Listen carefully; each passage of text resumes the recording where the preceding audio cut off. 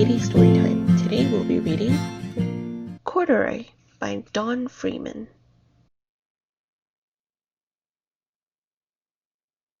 Corduroy is a bear who once lived in the toy department of a big store. Day after day, he waited with all the other animals and dolls for somebody to come along and take him home.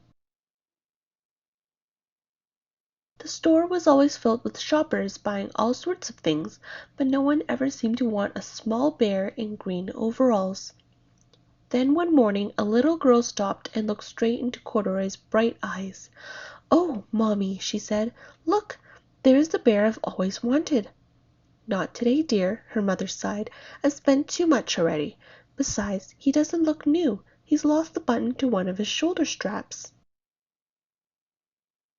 Corduroy watched them sadly as they walked away. "I didn't know I'd lost a button," he said to himself. "Tonight I'll go and see if I can find it."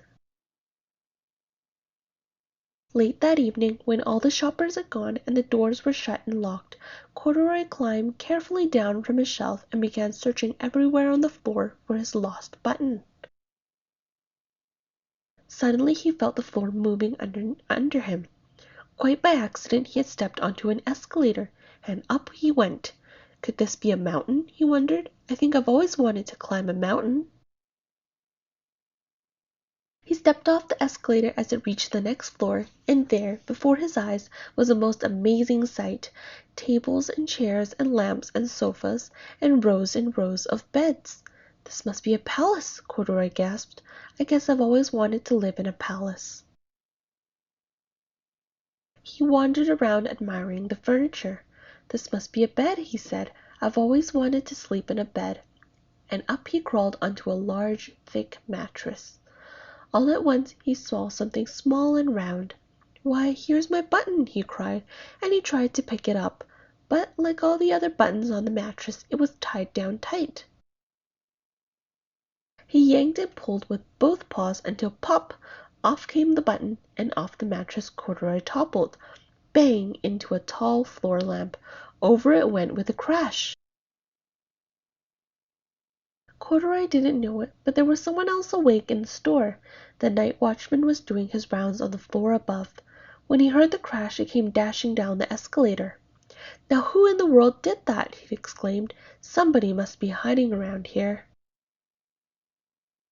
He flashed his light under and over sofas and beds until he came to the biggest bed of all, and there he saw two fuzzy brown ears sticking up from under the cover. "Hello," he said. "How did you get upstairs?" The watchman tucked Corduroy under his arm and carried him down the escalator, and set him on the shelf in the toy department with the other animals and dolls. Corduroy was just waking up when the first customers came into the store in the morning, and there, looking at him with a wide, warm smile, was the same little girl he had seen only the day before. "I'm Lisa," she said, "and you're going to be my very own bear. Last night I counted what I'd saved in my piggy bank, and my mother said I could bring you home."